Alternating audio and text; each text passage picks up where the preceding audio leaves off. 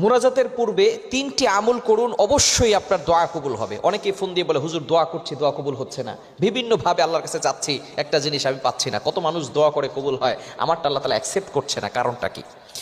মুনাজাতের পূর্বে কিছু কারণ আছে, কিছু টিপস আপনাদেরকে বলে দিব, এগুলো ফলো করতে হবে। 3টি আমল করে যদি আপনি মুনাজাত করতে পারেন, অবশ্যই আল্লাহ পাক রব্বুল আলামিন আপনার দোয়াগুলো কবুল করবেন ইনশাআল্লাহ, যদি আপনি 3টি আমল করতে পারেন।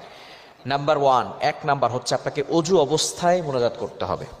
আমরা অজু করতে চাই না, পবিত্রতা অর্জন করতে চাই না, অজু করে দোয়া করি না। অজু করতে হবে সঠিকভাবে, নিজেকে পরিষ্কার পরিচ্ছন্ন রেখে অজু করে তারপর আল্লাহর কাছে দুহাত তুলবেন, আল্লাহর কাছে নিজেকে গোলাম বলে দাবি করবেন, একেবারে নিজেকে সাপোর্ট করে দিবেন। আল্লাহ, আমি তো গোলাম, আমার মতো নাদান, আমার মতো বোকা পৃথিবীতে আর কেউ নাই। আল্লাহ, তুমি আমার সব, তুমি আমার জন্য সবকিছু করে দিয়েছো।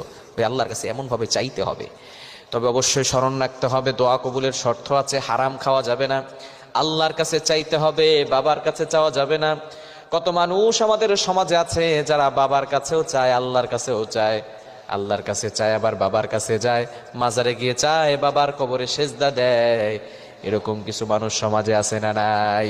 এই জন্য দোয়া কবুল হয় না। বাবার কাছে চাওয়া যাবে না, চাইতে হবে কার কাছে? আল্লাহর কাছে।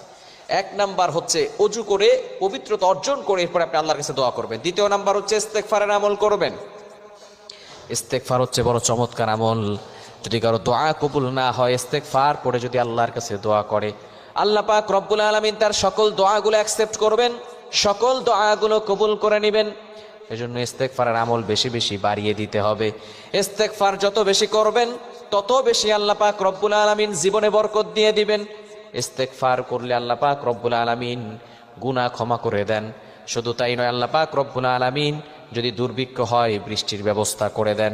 ইস্তেগফারের আমল করলে সন্তান না হলে সন্তান দিয়ে দেন, সম্পদ না থাকলে সম্পদের ব্যবস্থা করে দেন, জান্নাতের ব্যবস্থা করেন, জাহান্নাম থেকে মুক্তির ব্যবস্থা করেন। এগুলো বানিয়ে বলছি না, আল্লাহ তাআলা নিজে কোরআনের ভিতরে বলে দিয়েছেন।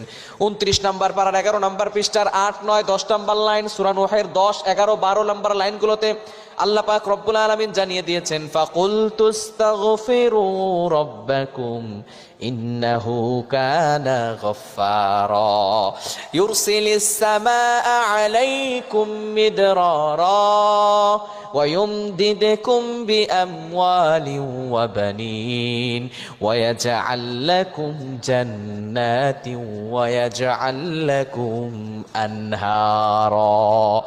এজন্য বেশি বেশি ইস্তেগফার করতে হবে। পারবো তো ইনশাআল্লাহ?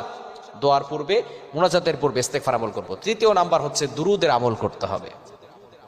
দুরুদ শরীফের আমল যে যত বেশি করবে, আল্লাহ পাক রব্বুল আলামিন তার ভিতরে তত বেশি বরকত দিয়ে দিবেন। আল্লাহ পাক রব্বুল আলামিন তার দোয়াগুলো বেশি কবুল করবেন। আমরা অনেকে দোয়ার পূর্বে দুরুদ শরীফ পড়ি না। দুরুদ হচ্ছে যখনই দোয়া করবেন দুরুদ পড়বেন, দুরুদ পড়লে সাথে সাথে সেই দোয়াটা আরশে আজিমে গিয়ে নক করে। কিন্তু যদি দুরুদ পড়া না হয়, তাহলে এটা মুআল্লাকুন, ঝুলন্ত অবস্থায় থাকে।